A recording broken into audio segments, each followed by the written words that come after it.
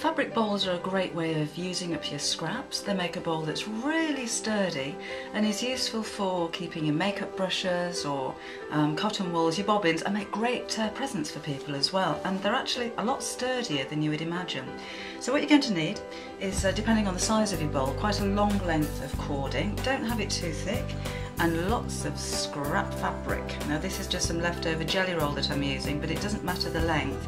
We're simply going to wind it round as tight as we can, all the way down the length of the cord. So I'm just going to put a bit of glue on the end just to establish the end bit, so that doesn't come undone. And then start to roll. And again, keep that as tight onto the roll as you can, all the way down. You might need quite a bit. But instead of watching me do that for half an hour, I've already made one length up. This is about 2 meters long. And it doesn't matter if they're different colours, I think that looks quite pretty. And I quite like to see it frayed as well. I'm just going to start the end off. Again, put a little tiny bit of glue, because I might have to sew through that just onto the end so it doesn't come undone at a later date. And then start to roll it.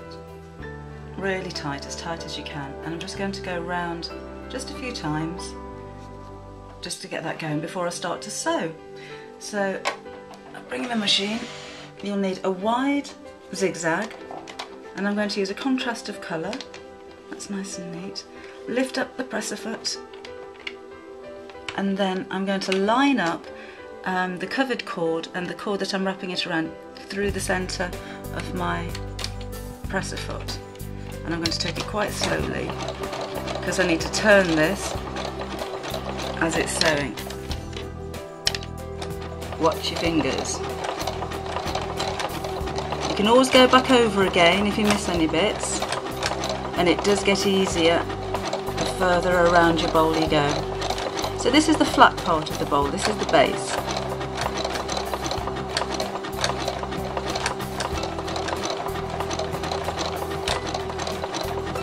Just trying to make sure that I'm catching both sides as that goes around, and trying to keep that spiral as tight as I can.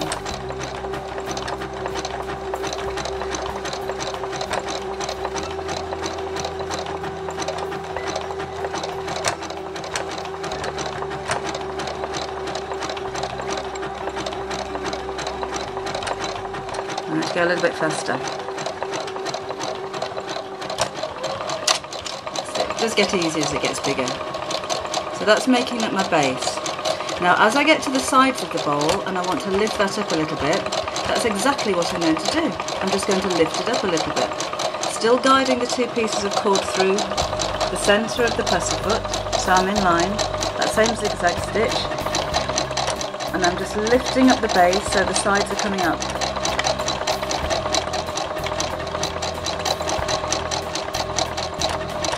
If you do miss any little bits, you can always go back afterwards. But I think we're okay at the moment. And if you need to squash it a little bit to get it underneath as it grows bigger, that's fine.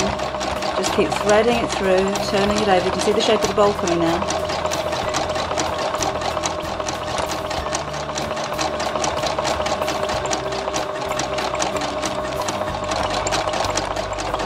And we can speed it up a bit more.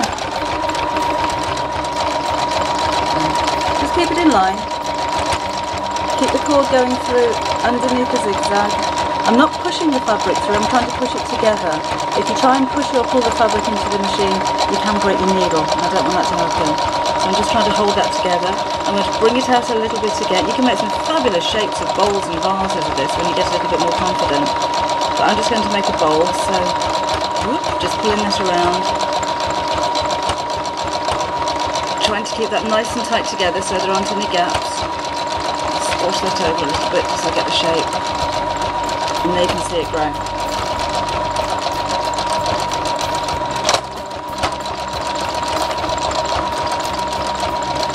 This is why you don't need your cord too thick, because when you do wrap your fabric around, it does add an extra few millimetres, and you still want to be able to get that underneath your machine. Remember, I'm not pushing it through the machine, I'm pushing the fabric together to make it nice and tight.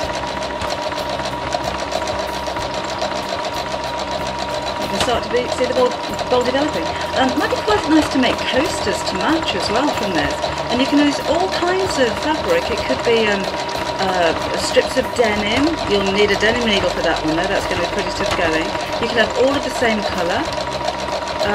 This jelly roll's got a pinked edge, so it shouldn't fray too much, but maybe you want it to fray, so you could actually rip your cotton fabrics and tear them and encourage them to fray, because they're not going to come undone, because of course you've stitched with the zigzag stitch all the way through.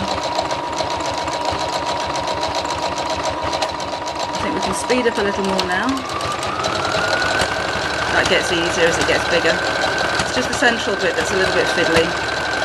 And again, just guiding the fabric together. If you wanted to leave a gap, you could actually make handles either side of the bowl. But for this one, we're just going to keep going round and round in a spiral.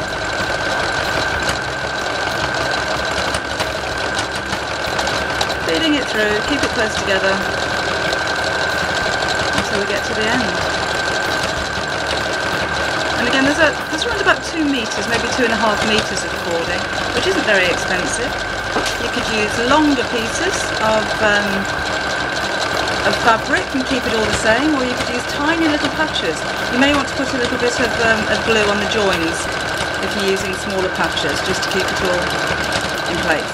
Right, now I'm coming towards the end. Whoops, so I'm just going to slow right down. Because at the, right at the end, I've left the fabric a little bit longer than the cord, so it goes flatter, and I'm just going to squish that together. I can always go back over again. And then just to finish off, go right round the edge, if you want to, with that zigzag stick, so I'll just speed that up and finish off. That's a nice little finishing touch. You could use some of your embroidery stitches instead of a zigzag, as long as it's a wide enough stitch to join the 2 pieces together, so it will need to be quite a wide stitch. So just finish off with a zigzag, and that's again where my join is. We'll encourage that to stay put. Oops, needle up. Hope you can snip off the edges. And there's a little bowl.